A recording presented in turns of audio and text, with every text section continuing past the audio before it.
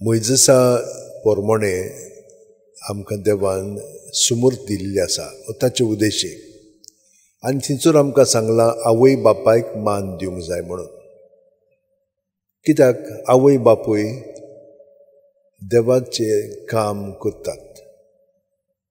आमी जाणो काजाराचो साकरमेंत जोडटा तेन्ना आमी ताका सांगता आनी आमी हें जाणो की देवान हें देणें तुमकां दिल्लें आसा एकामेकाक एक अशी ताचे वरवीं ताका एकठांय करूंक. आनी ही कृपा दिल्या की ह्या फुडें तुमची वस्तुंगी मोग न्हय पूण तुमचो मोग म्हजे सवय करून म्हज्या मोगान तुमी जियेतल्यात आनी म्हज्या मोगान तुमी एकामेकाचो मोग करतल्यात. जसो हांवें केला तसोच तुमी एकामेकाचो करूंक जाय ते ताच्या मोगांत आमी करतल्यात. ह्या विस्वाशीपणाक रावंक आमी सायबीण मायन जसो हें उतर दिलें तेच भशेन आमी दिवंक जाय. हांव चाकोर जावं म्हजे सगळें तुज्या उतरा पोरमोणे. आनी हे भाशेन तर आमी जियेत काजारी जिवीत जाल्यार खरेपणी देवाची येवजणे पोरमोणे आमी जियेतले. आमी आमकां जाय पळय तशें न्हय पूण देवाचे येवजणे आनी खुशे पोरमोणे कोत्तेले. तर हो कुटूंब आयज आमकां पळोवंक मेळटा तोच पवित्र आत्म्यान भरोन सगळें तांचें सगळें घडलें. पळयात जुजे आनी मारिया दोगांय जाणां म्हणना हितून देवान विंचून काडलेली एकामेका पासत. पूण ती बरोबर जेवच्या आदींच ताणें उतर घातलेलें म्हणजे आमी कितें म्हणटा एनगेजमेंट जालेलें. पूण ती बरोबर रावच्या आदींच पवित्र आत्मो मारयेचेर येवन तिका गोरबेस केली. म्हणटच पळयात देवाची येवजणे प्रमाणे हें सगळें घडलें. आनी जुजे तिका सोडूंक सोदतालो ना जुजेन तिका पत्करली. म्हणजे आमचे येवजणे प्रमाणे न्हय देवाक जाय त्या प्रमाणे आमचोय संबंद काजाराचो एकामेका बरोबर देवाचे येवजणे प्रमाणे जावंक जाय. खूब फावटी फकत लैंगीक दृश्टिकोनांतून आमी पळयता ना, आमी खरेपणी मागण्यांतल्यान सगळें करूंक जाय. ही कृपा ताणें आमकां दिल्ली आसा आनी ताका लागून हे कृपेन जिवंक जाय जाल्यार आमी आमचें जिवीत सगळें ताका ओपून दिवंक जाय. नाजाल्यार तशें घडना तें. आनी मागीर आमी भुरग्यांक पर्यंत पत्करिना आनी आमकां जाय पळय तशें करता, रागान आसता, बरे भशेन तांचो परामर्श करिना, असलें जावंक लागता आमचे मदें. कित्याक लागून कित्याक हें देवाचे येवजणे प्रमाणे जावंक ना, आमकां जाय पळय तशें केलेलें आसा. ताका लागून म्हज्या भयणीन आनी भावनो आवयन बापायन आपलें जिवीत देवा सगळें पवित्रपणांत सारूंक जाय. आतां आमकां इतली शिकवण मेळटा पूण तरी पूण आमी वयल्या वयरूच जियेता. कित्याक लागून आमकां फुरसत ना वयलो जागो देवाक दिवंक. आमी सदांच वयलो जागो देवाक दिवंक जाय. तेन्नाच की आमी देवाची भुरगीं कशीं जियेतल्या, तेन्नाच की देवाची येवजण आमच्या मदें परिपूर्ण जावंक लागतली. तेन्नाच की आमचो वावर सगळो देवाचो वावर जावंक लागतलो. नाजाल्यार तो आमचोच जाता आनी मागीर आमी बेजार जाता. आमकां मागीर वीट येता, आमकां मागीर करूनचें दिसना, अशें जाता आमचे मदें. ताका लागून म्हजे भयणीन भावनो हें मात्र मनांत दवरया. सदांच वयलो स्थान देवाक दिवया. आमच्या पायन मायन हें आमकां शिकयलां पूण तांचे देखीनूय ताणें आमकां तें दाखयलां. आनी ही देख आवय बापायन भुरग्यांक दिवंक जाय. भुरगीं मागीर रेस्पेतान मागीर वागतली म्हणून आयच्या वाचपान सांगलां. तो रेस्पेत मान घेवंक जाय जाल्यार आमचें जिवीत आमी देवा सगळें सारूंक जाय. नाजाल्यार आमी तांकां देख दिनात. मागीर आमी म्हणटा ती पळय आयकनान हें करतात तें करतात. पूण आमचें जिवीत देखीवंत आसा जाल्यार पळोवंक जाय सगळ्यांनी, आवय बापायन आनी भुरग्यांनी. तो काल्लो साकुर्तीस ताची माय पाय तितली बरे भशेन मिसाक वचन आसलेली, हें करनासलेली, पूण तो ल्हान आसतना देवाचो मोग ताच्या काळजान रिगलो आनी तो मिसाक वतालो, तो तांकां मिसाक वतालो. हे भाशेन भुरगो आवय बापायक थंयसर वतालो देवा सरशी. म्हणटच हेंय घडोवंक शकता. तर आमी म्हज्या भयणीन भावनो देवाक पयलो वयलो स्थान दिवंक जाय हें तुमकां सांगलां. दुसरें म्हणजे सगळें बापाच्या येवजणी प्रमाणे घडोवंक जाय.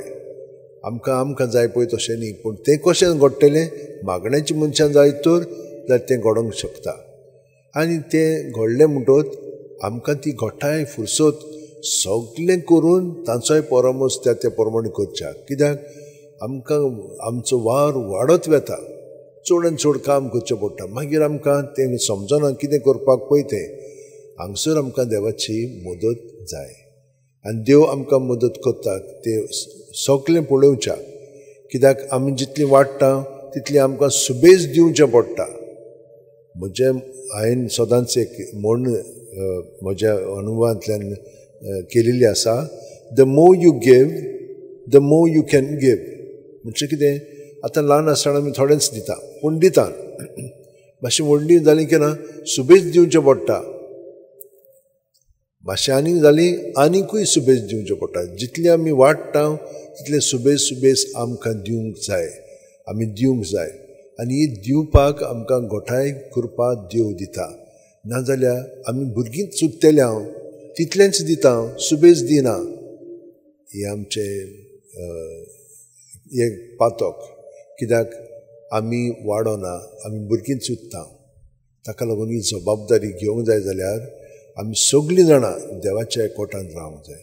आनी देवाच्या एकवटान रावंक हांवें तुमकां 3 म्हणून हितून भाग दिलेले आसात. हांव सदांच तुमकां पयलो भाग कळीत करतालो आनी कळीत करून खूब जाणां ते भाशेन आतां जिवंक लागल्या. पयलीं सुवातेर तुमकां म्हणटालो आत अशें जोडात. कित्याक आतांच्या ताळटांनी खूब शक्ती आसा, ती आमकां पेकोवणी हाडटा. पेकोवणी कसली, ही चिंतना आमची भावना पॉजिटीव वो नेगेटीव आसतात. नेगेटीव आसतात पळय, ती नेगेटीव एनर्जी आमच्या कुडींत उत्पन्न करता आनी ती नेगेटीव एनर्जी आमचे भितर आसता ती भायर सरोंक जाय. भायर सरना जाल्यार आमचे पळय ऑर्गन्स आसा तातूंत वचून ती शिकता आनी मागीर ते ऑर्गन्स मागीर पिड्यार जाता. आमी कसलोय इलाज करूं ते मनांतले आसा ते आमी काडूंक जाय. आनी हें फकत देव आमच्या सुरशिलें काडूंक शकता. कित्याक पातक भितर रुजलें की ना तें आमच्यान काडूंक जायना. तो कांकरू फकत देव तो काडूंक शकता. आनी देवाक तें दिलें, देवा सवें दवरलें की तें भायर वता. ताका लागून हांव तुमकां सांगतालो हे भाशेन हात जोडात. प्रत्येक सुस्कारांत आमी जेजून बरोवन येता. जेजू सवें आमचें सगळें दवरात. हें ताणें सांगलां आमकां, म्हजे सवेर रिगून रावात आनी हांवूय तुमचे सवेर रिगून रावतां. जसो एक फांटो दाखवेलीन रिगून रावले शिवाय ताच्यान आपणांची तोस्तींक फळां दिवंक जायना, तशेंच तुमी म्हजे सवेर रिगून रावले शिवाय तुमच्यानूय फळां दिवंक जायना. म्हणटच हें आमकां देवान सांगलेलें आसा. हें पयलें पाडूंक जाय आमी. ताका लागून निमाणो वेळ न्हिदच्या आदीं आनी उठल्या उपरांत पयलो वेळ देवा सवें आमी सारूंक जाय. आनी तुमकां हांवें कितें म्हणलां, कोंत घेयात आनी प्रत्येक मणीचेर 59 वेळा तें जाता. इतले पाटी आमी सुस्कार घेता, पूण प्रत्येक सुस्कार अदीक आनी अदीक ताचे सवें आमी तर घालीत जाल्यार आमी सारकी खोलायेन जियेतले. वयल्या वयर करीत तर वद्दें जालें की आमकां मागीर बेजार जातलें. हांव फुडें वचचें ना. हातून कळटा की आमचें आपलेपण अदीक घट आमकां धरून आसा आनी ताका लागून आमची प्रगती बिलकूल जावची ना. हें सोंपें तुमकां सोंपो टेस्ट हो. तर ते भाशेन केलें की ना मागीर कितें जाता ताचो परिणाम, रातीक न्हिदलीं की ना मागीर जेजू आमचें भितरलें अंतस्करण पळय आसा तें शुद्ध निर्मळ करता. तें तातूंत पळय आमची चाल आसा देंवचारान आनी आमी बरोबर घडून हाडलेली आसा ती तो काडून उडयता भितरल्यान. आनी सकाळीं 4, 5, 6, 7 वरां ताचे बरोबर सारलीं हे परी उठलीं म्हणटच ताका एकवटान आमी ताच्या एकवटान तें आमचें जिवीत परतून घडून हाडूंक जाय. आमी कशें घडून हाडटले? आमी एक नवी रचना सकाळीं तो जेजू सवें आमी रावली हे भाशेन तो आमकां घडून हाडटा. आमी ताचे कुडीचे सांदे ताचे कुडींत कशे भाशेन आमी जिवंक जाय तें आमकां कळीत करता. हें जावन आसा हो जावन आसा पयलो भाग. दुसरो भाग कितें? 5 तरी आवेसवर पवित्र पुस्तकांतले चड करून नवे करारांतले वाचूंक जाय. आनी कशे भाशेन वाचूंक जाय? व्हडल्यान वाचूंक जाय. कित्याक व्हडल्यान? आमी तर ल्हान वाचत जाल्यार आमची चिंतना येतली, आमची दास्ती खंती येतल्यो आनी मागीर ती तातूंत पडोन आमी थंयसरूच उरतले. व्हडल्यान तर वासीत तें आमी थंयचोच दवरतल्या आनी तातूंतली आमकां सुटका मेळटली. आनी कितें जातलें, हें वाचता घडीक आमकां समजोवचें ना, कित्याक हेंय भितरलें आमच्या मनांत घुंवता तेन्ना देव आमचे कडेन उलयता. तो सट करून आमकां कितें सांगतलो आनी ते मेरेन आमी सारके शांत जावंक लागतले. आनी शांत जालीं की ना मागीर आमकां सगळें वेगळीच पद्दतीन समजोंक लागतलें. आमचे प्रश्न पळय आसा तांकां तो सुटावे दिवंक लागतलो. तो आमचे कडेन उलयता आनी आमचो संबंद ताचे बरोबर अदीक खोलायेन आमच्यान जिवंक जाता आनी आमी खूब शांत जातल्या, गोठायेन बसतल्या आनी बरें करूंक लागतल्या.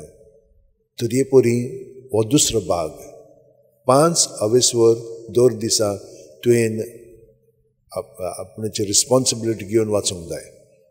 तिसरो म्हणजे तियर्स. आमी म्हणटलें तियर्स करतना आमकां वाज येता. वाज येता म्हणजे आपलेपणांत आसा, हें तुमी जाणून जावंक जाय. 10 पाटी नोमान वरी कित्याक म्हणटा आमी, सायबीण मायन जशे भशेन कुरपेन बरोवन देवाक प्रतिसाद दिलो, ती खालती जाली, जावं म्हजे सवें तुजे उतरां प्रमाणें ते भाशेन ती जियेली, ते भाशेन आमी तिची भुरगीं जिवंक लागतले. हांव देवाच्या उतराक जेजूक आमी आजीर जातले. हांव जेजूच्या जिविताचेर आमी नियाळ करता प्रत्येक मिस्तेरान. ताणेन आपलें जिवीत कशे भाशेन आमकां आपणावन जियेलो तेच भाशेन आमी ताका आपणावन आमचें जिवीत आतां जिवंक जाय. आनी सायबीण मायन जशे भाशेन प्रतिसाद दिलो ते भाशेन आमी प्रतिसाद दितले. फाल्यां आमी तिचेर ध्यान मन लायतले. पूण आयजूच तुमकां सांगता, फाल्यां तुमकां परतून सांगतलो. पूण आमी सांगून बेजार जायना, आमकां वाज येना. पूण आमी जितली ती आयकता तितली आमचें जिवीत आमच्यान मांडून देवाची येवजणे प्रमाणे जिवंक जाता. तर म्हज्या भयणीन हे 3 भाग आमी विसरोंक फावना. आनी चवथो भाग कितें, आमी शांत जावंक लागता. शांतीन आमी आपलेपणांत आसना ना म्हणून दुसऱ्या बरोबर आसना. शांतीन आमकां सगळें दिसोंक लागता. जशे भाशेन जेजू शांत आसलेलो आनी सगळें ताका दिसती पडटालें. कोणें प्रश्न केलो की आनी कित्याक केलो तो पर्यंत ताका कळटालो. कित्याक लागून पवित्र आत्मो ताका दाखयतालो सगळें. तेच भाशेन ताणें आमकां सांगलां, हांवूय तुमकां पवित्र आत्मो दितलो आनी तुमी पवित्र आत्म्याच्या गोठायेन प्रेरणान म्हजेकीन सुबेज करूंक लागतले. कित्याक हांव तुमचे बरोबर आसा आनी पवित्र आत्मो तुमचे बरोबर आसा. हे परी आमचें जिवीत अदीक आनी अदीक बरें जावंक लागतलें. म्हज्या भयणीन भावनो, हें तुमी सगळें आयकल्लें आसा. तर आतां आमी थोडो वेळ मागण्यांत रावया. आमच्या हात अशें उंटेन दवरया. पवित्र कुटुंब देव घडून हाडटा. प्रत्येक कुटुंब देवाच्या पवित्रपणान जिवंक आमी तांकां ओपून दिवया आनी सगळीं जेजूच्या एकवटान रावन तो पवित्र कुटुंब आमी करून घेवया. जेजू, तूं आमचे सगळ्या सदांच आसाय. तुज्या एकवटान आमी सगळें आमचें मांडून तुकाच आमी पयलो वयलो स्थान दिवन तूं आमचें जिवीत चलय. कित्याक तूं जावन आसा आमची वाट. तुज्या स्वतांत आमची चिंतनां उजवाडाय आनी काळोखांतली आमकां काडून तुज्या उजवाडान चलोवंक पूर्ण जिवीत आमकां फावो कर.